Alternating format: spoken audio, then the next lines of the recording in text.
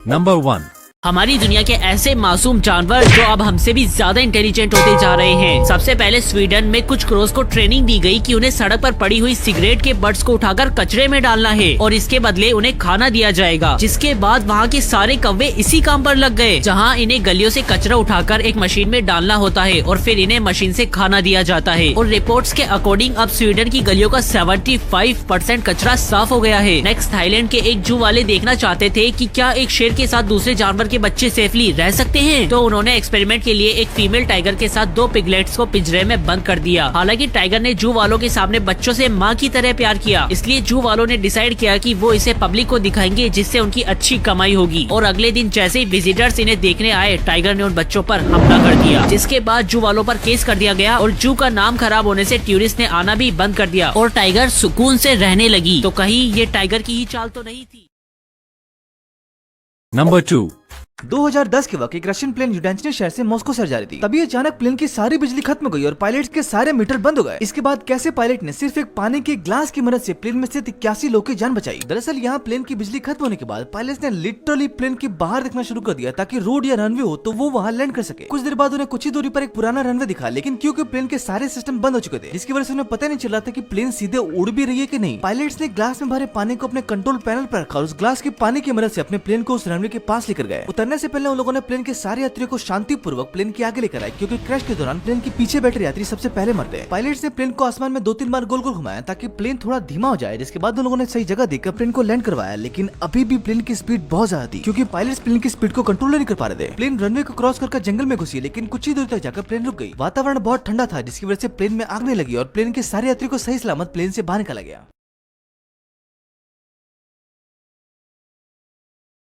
Number 3। दोस्तों, अगर धरती से चांद गायब हो जाए तो धरती पर 4 बदलाव देखने को मिलेंगे। पहला बदलाव ये होगा कि चंद्रमा के बिना पृथ्वी पर एक दिन केवल 6 से 12 घंटे ही होगा। इस तरह एक साल में 1000 से ज्यादा दिन हो सकते हैं, क्योंकि चंद्रमा के गुरुत्वाकर्षण बल की वजह से पृथ्वी का घूमना समय के साथ धीमा हो जाता है। इस वजह से दिन 24 घंटे का होता है। लेकिन अगर चांद का गुरुत्वाकर्षण बल नहीं होगा तब पृथ्वी तेजी से घूमेगी और दिन तेजी से बीत जाएगा। दूसरा बदलाव ये होगा कि चांद के नहीं होने से हमें चंद्र ग्रहण और सूर्य ग्रहण नहीं दिखाई देगा, क्योंकि चंद्रमा की अनुपस्थिति में सूरज को ब्लॉक करने वाली कोई वस्तु नहीं होगा। इस वजह से सूर्य ग्रहण नहीं होगा, जबकि बिना चांद के चंद्र ग्रहण हो ही नहीं सकता। तीसरा बदलाव ये होगा कि चांद के ना होने से पृथ्वी पर खतरनाक मौसम देखने को मिलेगा, क्योंकि चांद की वजह से हमारी पृथ्वी 23.5 डिग्री पर झुकी हुई है, लेकिन चंद्रमा के बिना पृथ्वी बहुत दूर तक झुक सकती है। इस वजह से पृथ्वी पर हवा की रफ्तार में बढ़ोतरी देखा जा सकता है। चौथा बदलाव ये होगा कि बिना चांद वाली पृथ्वी पर समुद्री ज्वार का आकार बदल जाएगा। ये वर्तमान की तुलना में बहुत छोटे होंगे और छोटे ज्वार और भी कम हो जाएंगे। नंबर 4। सूर्य के प्रकाश को प्लूटो तक पहुंचने में लगभग 5 घंटे 30 मिनट का समय लगता है। नंबर 2, आकाशगंगा के लगभग 5 चेंता सितारे ऐसे भी हैं जो सूरज से ज्यादा चमकदार और बड़े हैं। नंबर 3, सूरज 74% हाइड्रोजन और 24% हीलियम से बना हुआ है। नंबर 4, सूर्य की बाहरी सतह का तापमान 5000 डिग्री सेल्सियस है, जबकि अंदरूनी भाग का तापमान 1,31,00,000 डिग्री सेल्सियस है। नंबर 5, अगर पूरे सौरमंडल का वजन की बात की जाए तो इसका 99% वजन केवल सूर्य का ही है। नंबर 6, सूर्य भारी मात्रा में सौरवायु उत्पन्न करता है, जिसमें इलेक्ट्रॉन और प्रोटॉन जैसे कण होते हैं। नंबर 7, आपको जान के हैरानी होगी, लेकिन हर सेकेंड सूर्य द्वारा छोड़े गए 10 लाख अरब न्यूट्रॉन हमारे शरीर से होकर गुजरते हैं। नंबर 8, सूर्य की जितनी ऊर्जा धरती तक पहुंचती है, उतनी ऊर्जा संपूर्ण मानव द्वारा खपत से 6000 गुना ज्यादा होती है। नंबर 9, सूर्य का गुरुत्वाकर्षण धरती से 28 गुना ज्यादा है। मतलब ये कि अगर आपका वजन धरती पर 60 किलो है तो सूर्य पर आपका वजन 1680 किलो होगा। नंबर 10, अगर सिर्फ एक दिन सूर्य की किरणें धरती तक न पहुंचे तो कुछ ही घंटों में यहाँ पर बर्फ जमना शुरू हो जाएगा। नंबर 5। स्पेस से रिलेटेड कुछ ऐसे फैक्ट्स जो आपको सिर्फ नासा ही बता सकता है। सबसे पहले, सैटर्न इकलौता ऐसा प्लैनेट नहीं है जिसके पास रिंग है, बल्कि नेपच्यून, यूरेनस यहाँ तक कि जुपिटर के पास भी रिंग है, लेकिन ये काफी छोटी है, इन्हें देखना थोड़ा मुश्किल है। नेक्स्ट, प्लूटो के अंदर वॉल्केनो यानी कि ज्वालामुखी है, लेकिन एक्चुअल में ये ज्वालामुखी नहीं बल्कि बर्फालामुखी है, क्योंकि इनमें से लावा की बजाय बर्फ निकलती है। नेक्स्ट, नेपच्यून प्लैनेट के पास टोटल 14 मून्स हैं, जिसमें सबसे बड़ा मून है ट्राइटन और ये इकलौता लार्जेस्ट मून है पूरे सोलर सिस्टम में जो कि अपने प्लैनेट का चक्कर उल्टा लगाता है। नेक्स्ट, यूनिवर्स में कुछ ऐसे भी ब्लैक होल हैं जो परछाई के पीछे छिपकर स्पेस में घूम रहे हैं और शिकार करने का इंतजार कर रहे हैं, और जिस दिन ये एक भी हमारे सोलर सिस्टम में आ गया तो सब कुछ खत्म हो जाएगा। Number 6.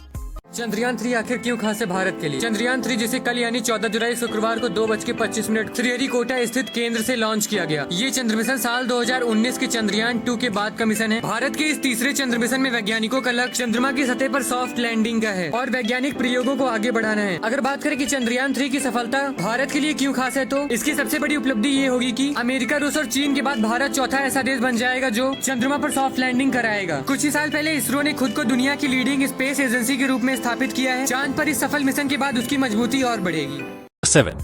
ये इन्वेंशंस आपकी जान बचा सकते हैं। सबसे पहले GTFO रिस्ट स्ट्रैप, इसे तो मैं भी लेने की सोच रहा हूँ क्योंकि देखने में ये एक नॉर्मल बैंड लगता है, लेकिन इस छोटे से हथियार की मदद से अगर आप किसी कार में फंस गए हो तो कुछ इस तरह आप इससे शीशा तोड़कर बाहर आ सकते हो। Next, the defender. ये कोई नॉर्मल पेपर स्प्रे नहीं है, बल्कि सिर्फ एक बार इसका बटन दबाकर ये क्रिमिनल को अंधा तो कर ही देगा, लेकिन उससे पहले उसकी फोटो भी ले लेगा क्योंकि इसके अंदर एक कैमरा भी है और फोटो खुद ही भेज देगा पुलिस के पास और एक अलार्म भी बजेगा ताकि पब्लिक का ध्यान खींच सके और दूसरा बटन दबाते ही मेडिकल सर्विसेज को आपकी लोकेशन भेज देगा। नेक्स्ट, शार्क बैंड, जो कि आपको शार्क से बचाता है। बेसिकली ये एक मैग्नेट बैंड है जो कि शार्क्स के इलेक्ट्रिकल रिसेप्टर्स में चुलसी कर देता है और वो आपके पास नहीं आती।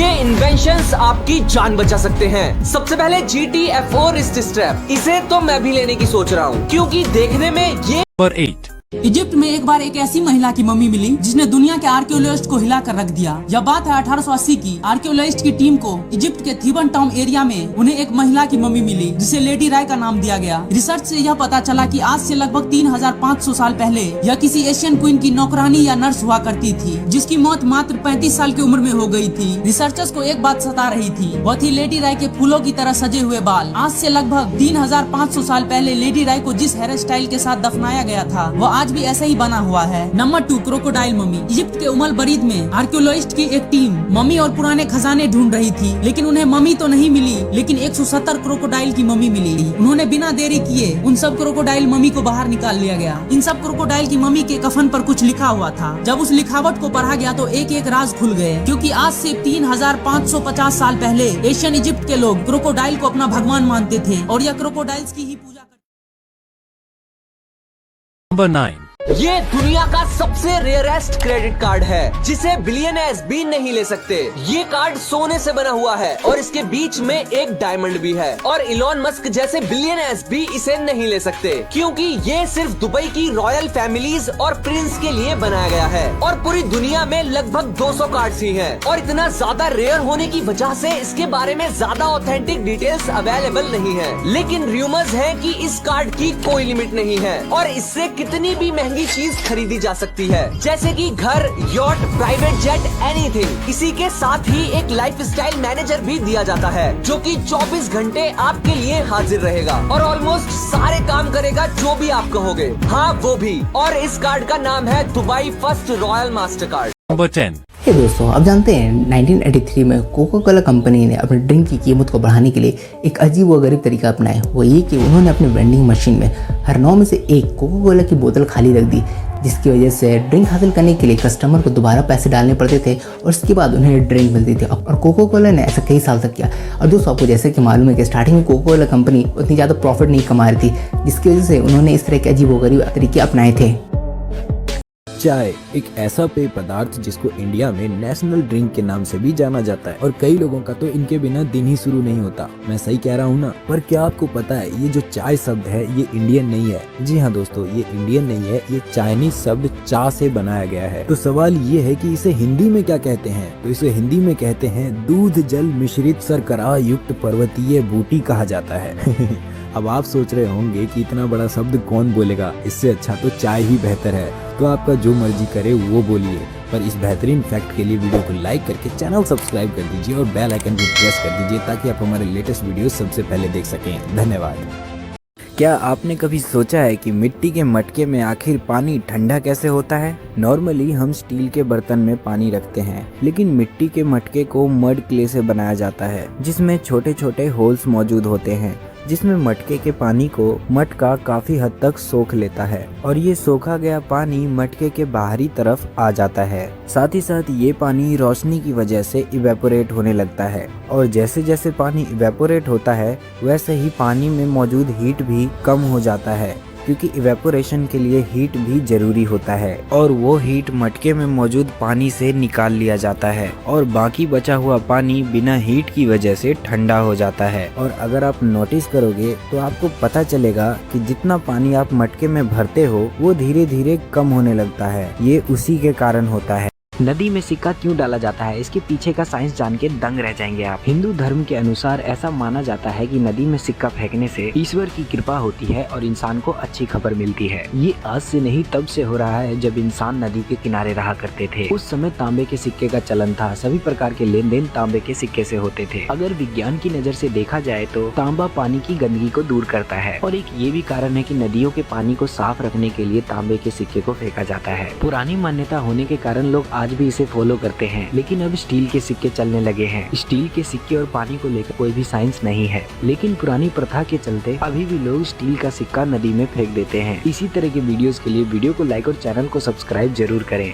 दोस्तों, क्या आपने कभी समुद्र को गाते हुए देखा है? जी हाँ, आपने सही सुना है। दरअसल क्रोएशिया नाम के देश में सूरज ढलने से पहले लोग टेंशन दूर करने के लिए अपने घरों से निकलते हैं, लेकिन वो लोग दूसरी जगह रिलैक्स करने के बजाय सी बीच चुनते हैं। पर वो ऐसा क्यों करते हैं ये आपको आगे समझ में आ जाएगा। एक बार जब वहाँ दूसरे देश से आए हुए टूरिस्ट पहुंचे तो अचानक समुद्र के पास से म्यूजिक सुनाई देने लगी।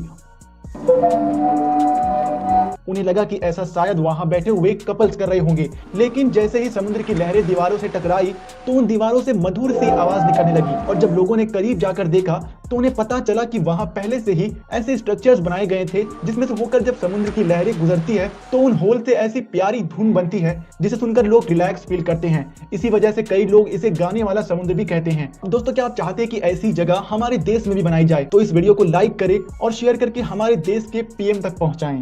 यह तो सब लोग जानते हैं कि भारत में सबसे पहले सूर्योदय अरुणाचल प्रदेश में होता है, लेकिन इस बात से बहुत कम लोग परिचित होंगे कि अरुणाचल प्रदेश में वह कौन सी जगह है जहां पर भारत में सबसे पहले सूर्य की किरण पड़ती है। आज हम आपको उस जगह का नाम बताते हैं। देश में सबसे पहले सूर्योदय अरुणाचल प्रदेश के डोंग गांव में होता है। इसे भारत के सबसे पूर्वी गाँव के रूप में भी जाना जाता है। डोंग गाँव चीन और म्यांमार के बीच समुद्र तल से लगभग 1240 मीटर की ऊंचाई पर स्थित है। अमेरिका यानी कि यूनाइटेड स्टेट्स ऑफ अमेरिका हमेशा से इतना बड़ा देश नहीं था। अगर आपको ऐसा लगता है कि अमेरिका हमेशा से इतना बड़ा देश था तो आप इस बात को लेकर गलत है। अमेरिका जब 4 जुलाई 1776 को आजाद हुआ तो तब यहाँ पे सिर्फ 13 कॉलोनीज एग्जिस्ट करती थी, जिसे आप इस मैप पे देख सकते हो। और ये कॉलोनीज ब्रिटिश की थी और अमेरिका तब ब्रिटिश से आजाद हुआ। धीरे धीरे इस देश में कई स्टेट्स मिल गए जिससे अमेरिका की टेरिटरी और बड़ी हो गई। और 1867 में अमेरिका ने अलास्का को खरीद लिया सिर्फ $7.2 मिलियन और 1898 में अमेरिका ने हवाई द्वीप समूह पर कब्जा किया। और आज अमेरिका दुनिया का तीसरा सबसे बड़ा देश है और आप इसे मैप में कुछ इस प्रकार से देखते हैं।